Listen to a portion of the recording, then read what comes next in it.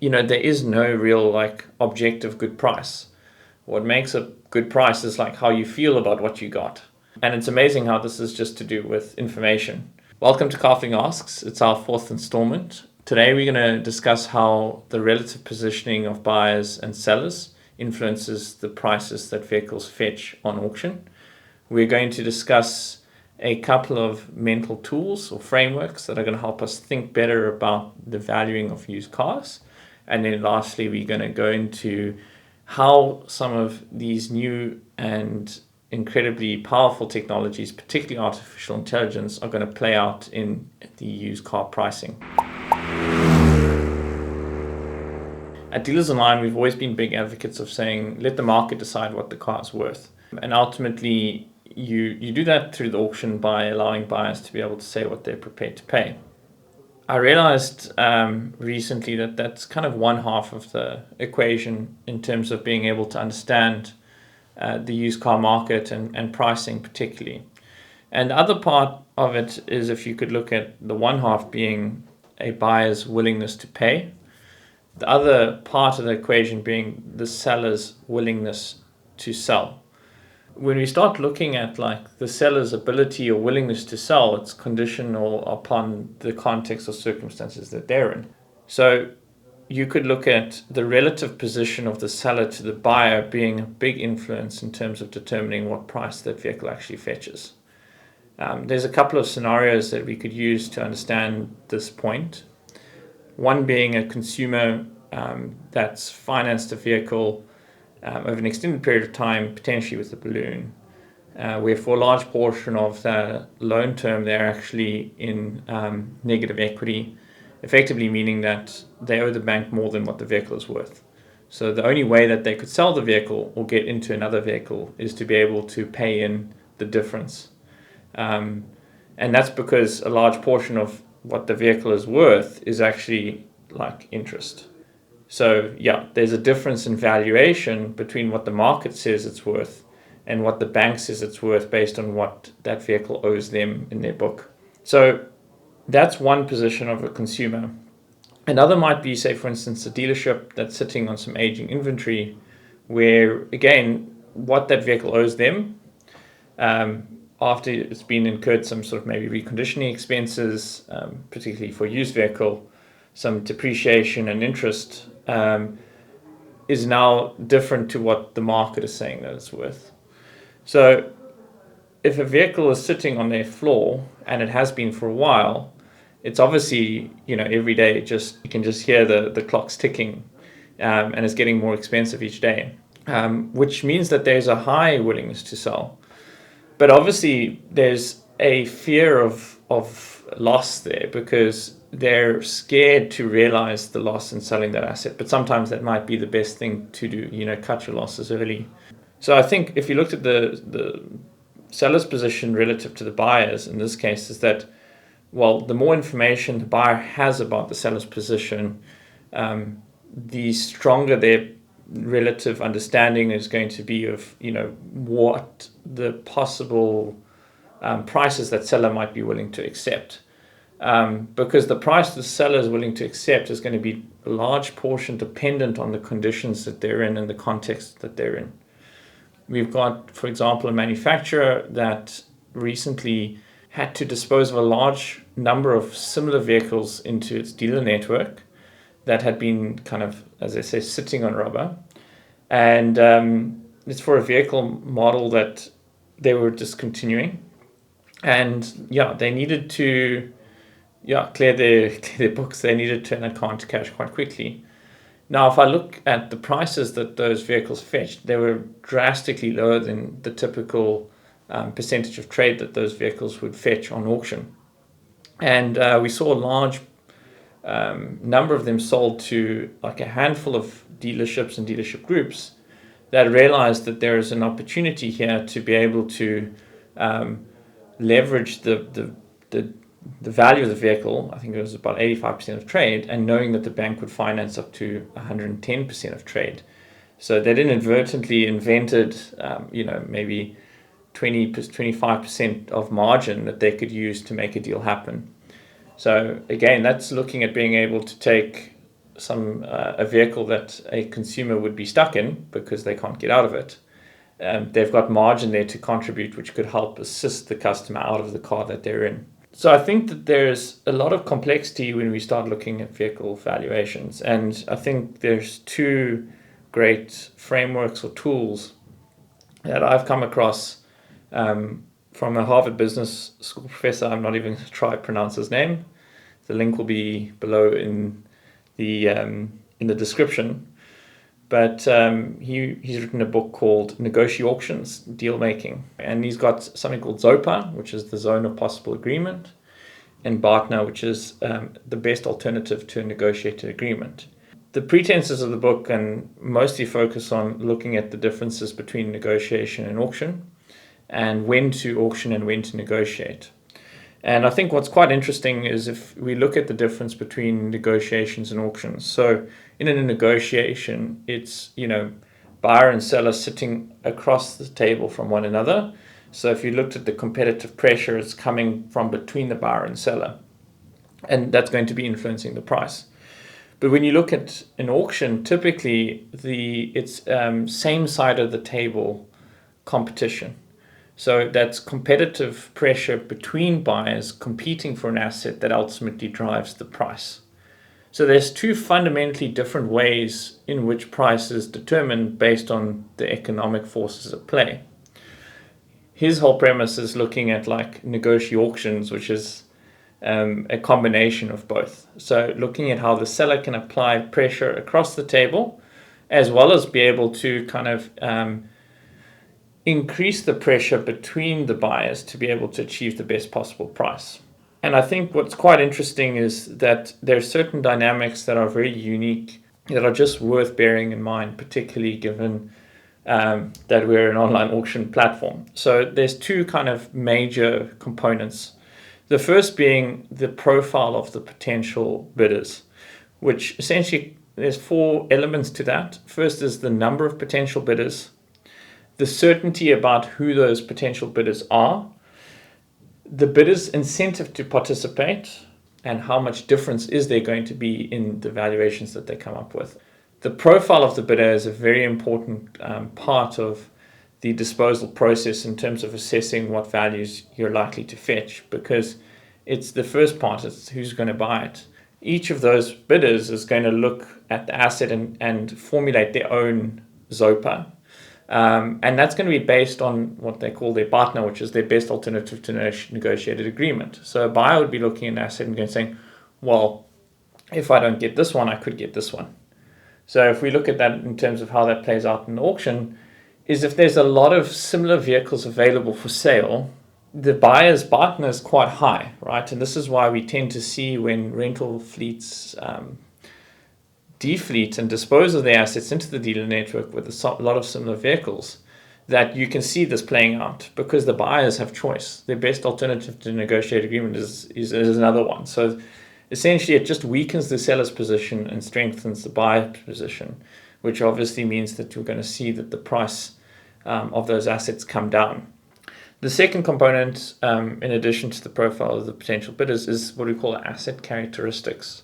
So the asset characteristics refers essentially to the ability to be able to specify an asset. So the great thing about a car, yes, it's unique, it's one of one, particularly a used vehicle, and something in a previous episode I had alluded to enjoying very much about the used car industry.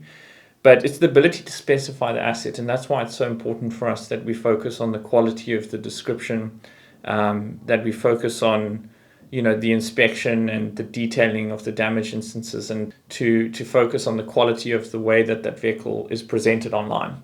Because if you're able to be very specific, it means that you're more likely to be able to reduce the amount of uncertainty and allow the bidders who are looking at that asset with a greater degree of confidence in their ability to formulate a valuation. The next thing is potential for value creation. When we look at potential for value creation, a lot of the time is in a negotiation, there might be certain moves that a buyer or seller could play that could potentially bring value to the table. So for example, a buyer offering to deliver it free of charge, etc. In an auction, it kind of removes that because it standardizes what is being transacted upon.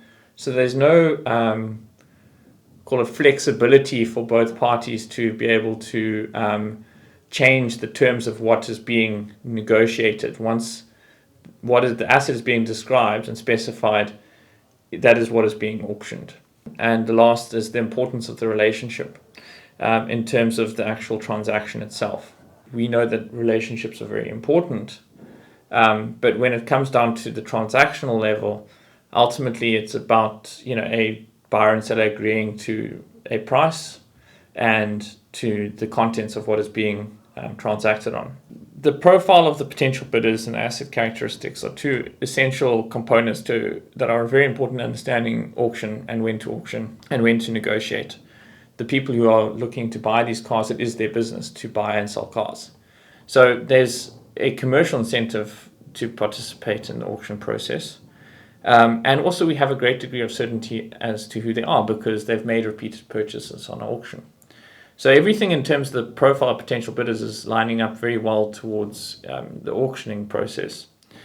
And, from the asset characteristics side of things, we have a great degree in terms of our ability to be able to specify the asset. More so than ever before. There is still a lot of uncertainty about the history of the asset, but we try to remove as much uncertainty in terms of its current condition. So from a seller's perspective, it's very important to understand your buyer's BATNA, particularly when deciding on what to sell and when.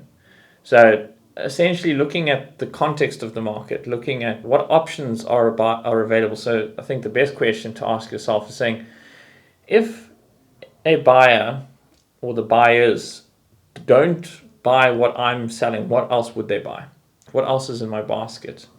And I think that's an important part to remember, particularly when looking at how to go about profiling and differentiating the listings in auction.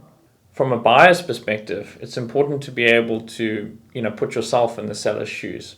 Understand the situation that seller is potentially in.